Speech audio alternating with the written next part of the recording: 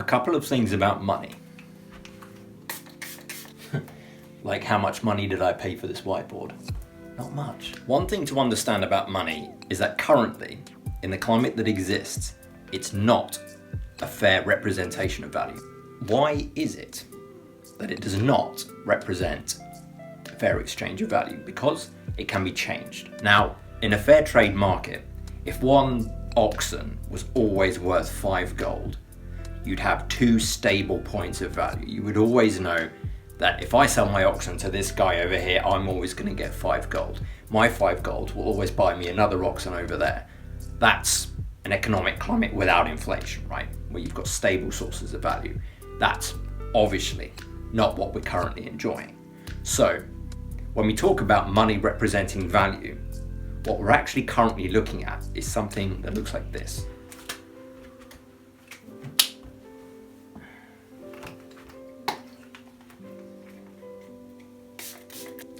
So when we use the phrase climbing the ladder, it's usually associated with things like job promotions, getting an increased pay and an increased position.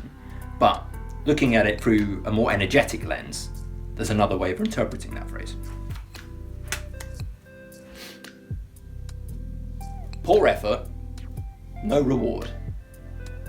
Little effort, poor reward. Some effort, little reward. Good effort, I think that's what I've written.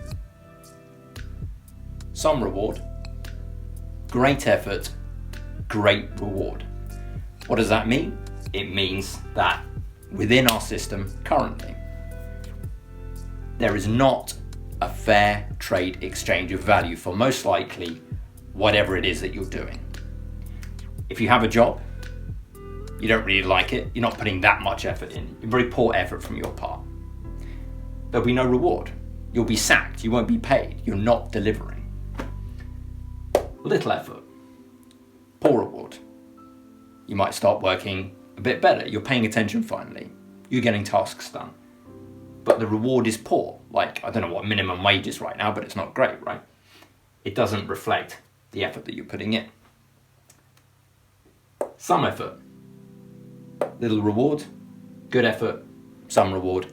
Now, what does that mean? It means eventually, if you were to work in a career for X amount of years, you would reach a plateau where the money that you're making mirrors the effort that you are putting in.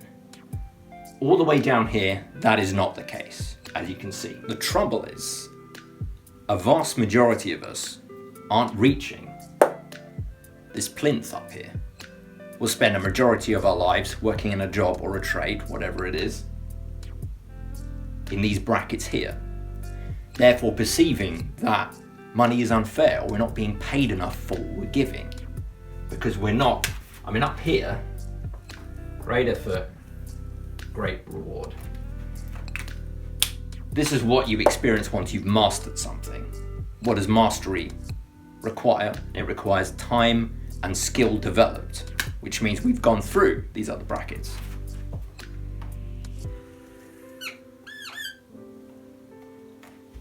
That's going to take different amounts of time depending on who you are and what you're doing, but let's just say 1 year, 2 year, 3 year, 4 year, 5 years. So in 5 years, let's draw a little stick man, because we love that. Our little stick man has made his way through whatever job or career that he's working on. He's gone through the poor effort, little effort, some effort, not getting the corresponding rewards, until he's reached a point of mastery where finally his energy is being recognized in equal amounts in return. That's this up here. This is the level of mastery. Great effort equals great reward. Now I'm going to highlight in red the stuff that we all perceive to be bad is in this box. And everyone wants to be up here. Trouble is, again, everyone wants to be up here immediately without going through this. Now, I'm not saying it's not possible, but I'm saying in the current economic climate, it's not geared or constructed in a way to allow you to come up here straight away. Now, why is it that in these lower brackets here, it isn't poor effort equals poor reward, little effort equals little reward, some effort equals some reward? Why isn't it more balanced energetically before you get up to here? Because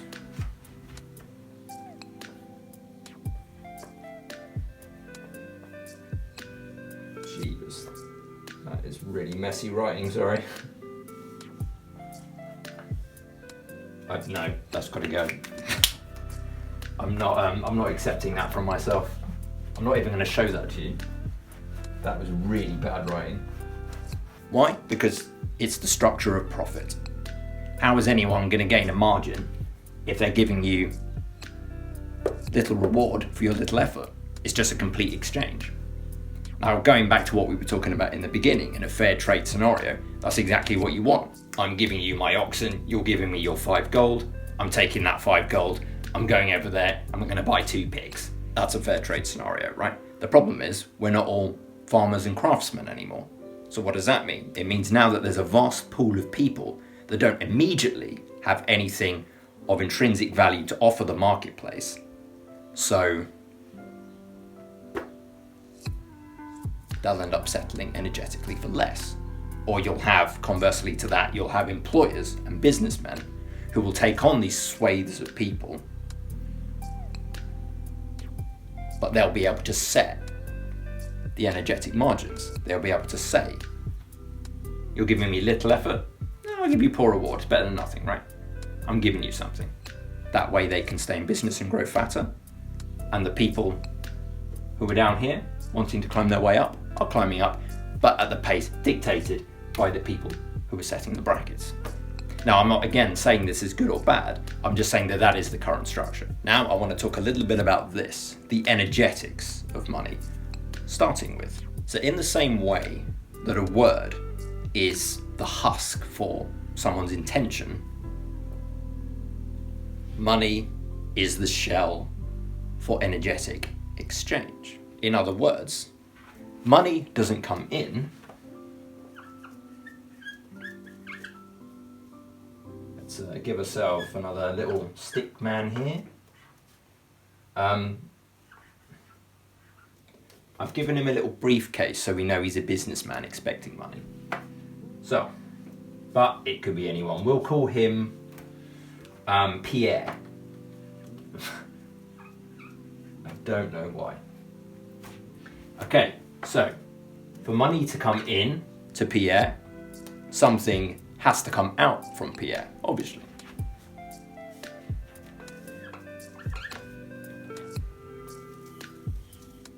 And that is very simply the cycle of exchange. For money to come in, something of value has to come out, and that creates a circuit. The trouble is, for a vast majority of us, this circuit is not flowing very well. Now, there's many reasons for that, but I just want to cover one in this video. I'm going to use a different color to show it. Matthew 13:12. He who has shall be given more and shall have an abundance, but he who has little, even what he has shall be taken away from him. Now, reading that initially, it comes across as quite cold and unfair.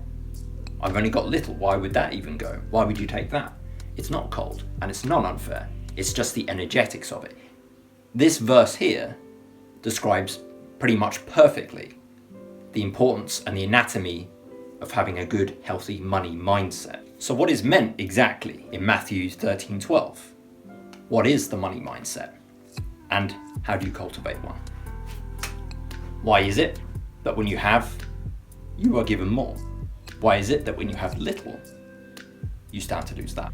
Let's bring Pierre back, our savvy Parisian businessman. So this guy over here has already got a healthy exchange circuit in operation. He's pumping value out, he's getting money in. Now, as we went over before, it doesn't necessarily mean that that is a one-to-one ratio. He might not yet be at the point of great effort equals great reward. It could be further down, but it's a cycle that's still working.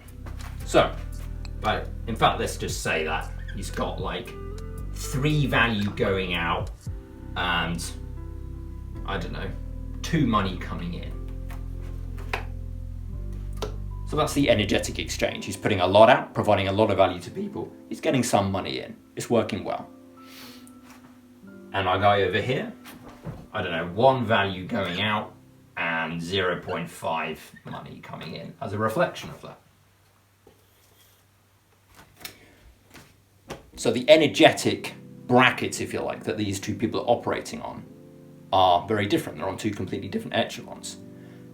And this is powered by different thoughts, feelings, emotions, and energies as well. So there's going to be a lot more resistance over here.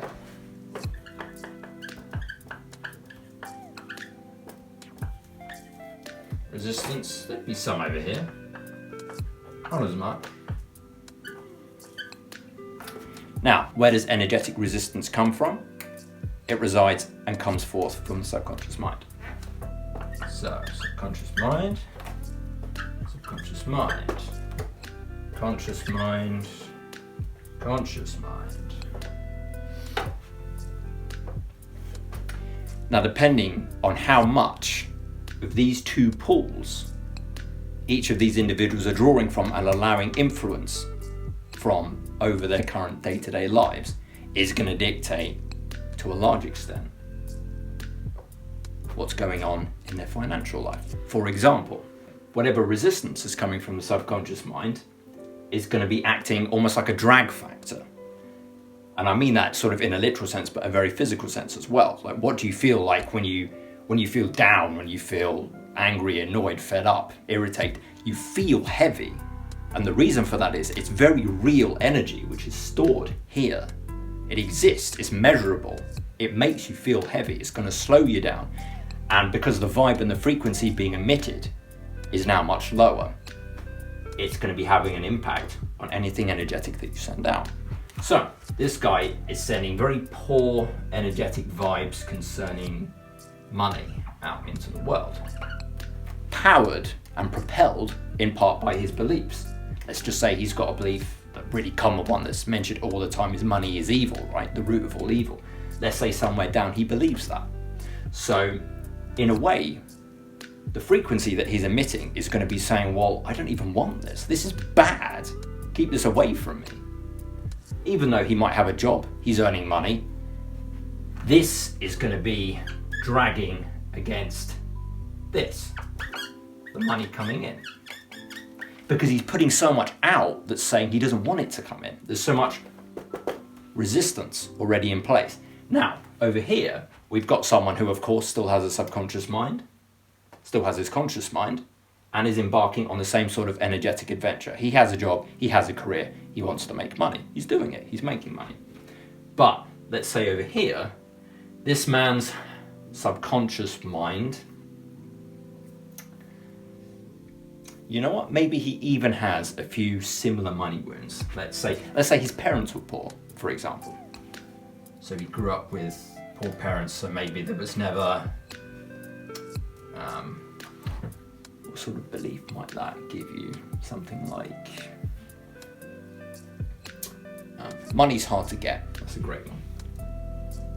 Money is hard to get. Just as a basic, generic example. But if this man is not being run unconsciously by his beliefs, they're not going to be having the same impact. So what does that look like? The vibration is going to be better. He's got a much better money vibration. Maybe once upon a time he believed that money's hard to get. Maybe he still does a bit, but not so much as he consciously recognizes that if I can put effort in, I can pull money out of the universe, of the world, whatever, right? Now, this isn't about kidding yourself.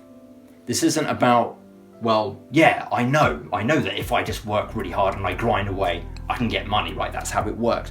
But at the same time as that, still have all these limiting beliefs.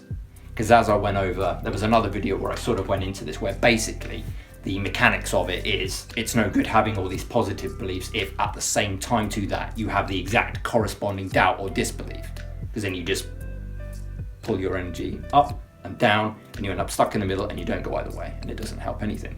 So it's not about recognizing what might work for you energetically in order to get money, but still believe that it's impossible. That's an energetic stalemate, and it doesn't work. So if you do have any of those sorts of beliefs, if there is energy, if there is vast amounts of energy, if there is vast amounts of negative energy regarding money, it needs to be acknowledged so that it doesn't run you. And that's what this looks like. This looks like a person who may have his own money wounds, but he's looked at them. And he's got himself to a place where they're not dictating his choices and the energy that he's putting out. So what does that mean? The frequency he emits is different. There's less of this resistance, less of a drag factor, so there's more energy going out, there's more value being able to be put out, it's not impeded, which allows more to come in. The gates are open this way, the gates are open this way. Energy can flow, because that's all it is. We talk about exchange. What is it? It's energetic exchange. It's just energy going back and forth, just like communication. Intention from me over there, intention from this guy back to me. It's just energy from one terminal to another, one terminal to another, and it's the same thing with money. Value out, money in. 1, 2, 1, 2. So when this is not impeded by any resistance, it can flow very well. And to scale this, easy. You just put more value out, you're going to get more back in. And with a lot of entrepreneurs, this is the stage that they get to, the sort of snowball effect, where they put in enough time and effort and energy that now it can just grow and grow and grow. They've got the formula, they've got the energetic formula, and then they just have to do more of it. But for a lot of us working just normal jobs, who are on the sort of lower energetic bracket, it's a bit harder, because we're still living within our money resistance. We're still living within the beliefs that don't make it possible to expand in this area. We're still living within the energy that affects the frequency that we're sending out in a very negative way. So yeah, we'll get some money in, but we'll always stay in those lower brackets because there's too much getting in the way of a smooth rise to a point where we can energetically be more abundant. It's not that it's not possible. It's not that it's only rich families. It's not that it's only certain people can do it and other people can't. It's because when you are at those lower levels, this is what you're dealing with. And it's thick and it's dense and it's hard, and most people don't understand what it is.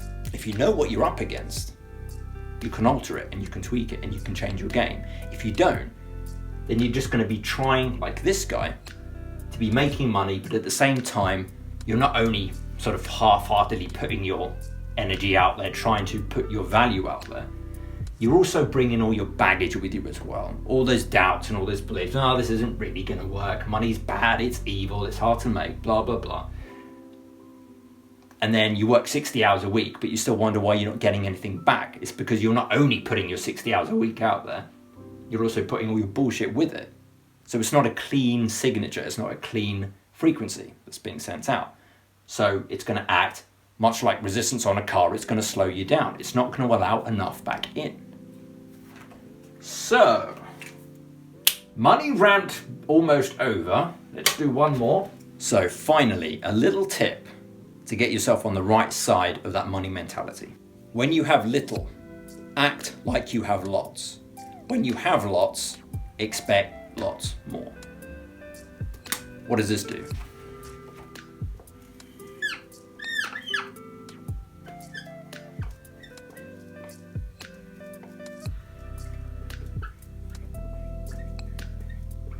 These, I know they look sort of like, I don't even know what that looks like. It's just supposed to be coins.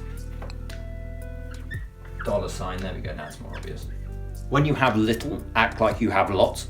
I don't mean go out and buy a Ferrari if you've only got money for a Fiesta. I don't mean be reckless, but what I do mean is if, let's say, you have £100 in the bank account, $100 in the bank account, and that's all you have, give £5 to someone needing food on the street.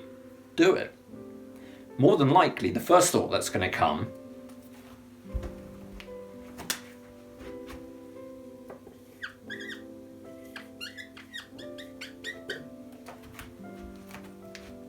from your doubts, fears and worries is going to be, don't do it. You've only got £100. You've only, that's a key word. You've only got £100. You cannot afford to spend 5 of that. You cannot afford to give it away without knowing if it's going to come back. Logically, that makes sense. Energetically, it's saying something very different. It's saying you don't have enough. Keep it. It can't leave you, because if it does, you cannot sustain yourself. If you're putting out a vibration, if I can't sustain myself, that is not going to pull in anything valuable back, because you've already admitted the information that I don't have enough. So instead of saying, don't give that lovely lady, that big issue lady on the street, £3 for a sandwich, don't do it. I mean, I don't need it for myself, but it's still, don't give it to her. Don't do it. You know it's bad. You know she's just trying to swindle me for crack money or whatever. Rather than doing that, rather than in the moment needing to know when you're going to get that £5 back or whatever it is, rather than knowing when is going to be the moment where you can replace that deficit, allow that money to go. Allow it to leave you. I'm not saying give everything away, but I'm saying start practicing with the idea of letting value out without knowing or needing it to come immediately back. So instead of saying, I can't do it,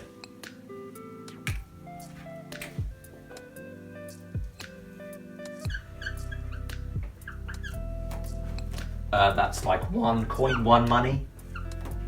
Send 1 money out, let it go. You don't need to know when it's coming back.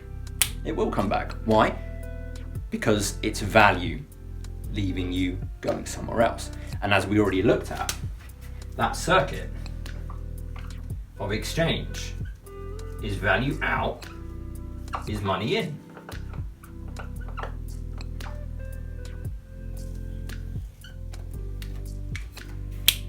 So allow it to leave. It's a completely different vibration that you're setting. If you can do that. That is the trick when you don't have much money. But it encourages you to think about it in a different way, because if you only look at it at surface value, all you're seeing is your bank account getting slower. Yeah. All you're seeing is your bank account getting lower and lower and lower. And money's going out, out, out, and you don't know when it's coming back in. And logically you think, well, if this gets to 0, I'm going to have nothing for myself. But if you look at the energy behind that, the thought process is, I don't have any money. I can't get some. I need to keep what I have so that I can last and survive and live as long as possible. It's almost like it's hibernating.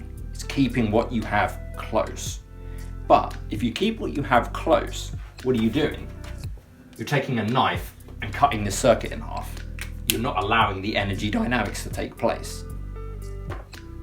The energy dynamics cannot exist in the way that we know does function in a positive way in terms of getting money when you're interjecting limiting thoughts that don't align with the circuit. So practice going against that. Practice sending the energy out in a different way. Yeah, I can afford to let that go. I can go. And what you will find is as this circuit cleans up and the energy is allowed to move in the way that it's supposed to move, money, opportunities, things will come in, because now the energy is in motion and it can come out and come back in. So, when you have little, act like you have lots. Don't be resistant. Allow the money to leave. When you have lots, expect lots more. Meaning, now that you have a share of abundance, now that you have made some money, don't now get fearful that you have to protect that and that you have to stop it from going. You can't then invest in projects. You can't then help people out. You can't then pay to a charity. You can't, whatever it might be that you would ideally like to use that money for. Don't sit on it like a dragon guarding its hoard of gold. Because again, as we already went over, money is just a shell. for exchange. Money can't be exchanged if you're sitting on it like a dragon and not allowing it to go anywhere. Again, that doesn't allow the energy to move in the way it wants to and that it is essentially intended to. So hoarding money isn't going to do anything. In fact, if anything, you'd think that, well, okay, if I just sit on this, or let's say it's a big amount, like 100 grand. If I just sit on this 100 grand, I'll be, I don't know, rich for the next like 5 years. I won't have to do anything. But if anything, what you're actually gonna do is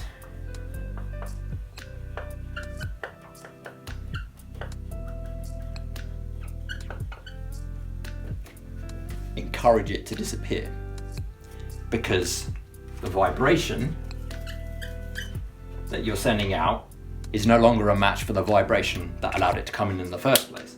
The vibration that's going to allow you to generate something like £100,000 is a very unimpeded vibration. It's allowing money to go out so that money can come in. It's this on a very abundant scale. So if you start thinking, okay, I've got £100,000 now, but now I just want to keep that. Don't anyone come near my 100 grand. That mindset is 100 grand is not enough. I've got all this wealth now, but vast amounts of wealth are not enough. This is not enough. You're going to stop yourself from being able to make that kind of money. That's the energy, at least, of those thoughts that you're sending out. So if anything, it's actually going to encourage depletion of that money if you just hold on to it, for dear life. So don't do that. When you have lots, expect lots more. So that could look like, okay, I've got a lot of money now, but I can easily afford some to go over there, some to go over there, some to go over there, keep some for myself, some over there, some over there. It's energy. It's still used for exchange purposes. You just have more of it to do more exchange with. So then more can come back in lots of different directions. Again, it's that snowball effect. You put in the work, you put in the effort, you put in the time. Now you can start to snowball and reap more rewards. But only if you keep this upwards trajectory in terms of mindset and energy. When you have little, act like you have lots. When you have lots, expect lots more. Good luck, my friends.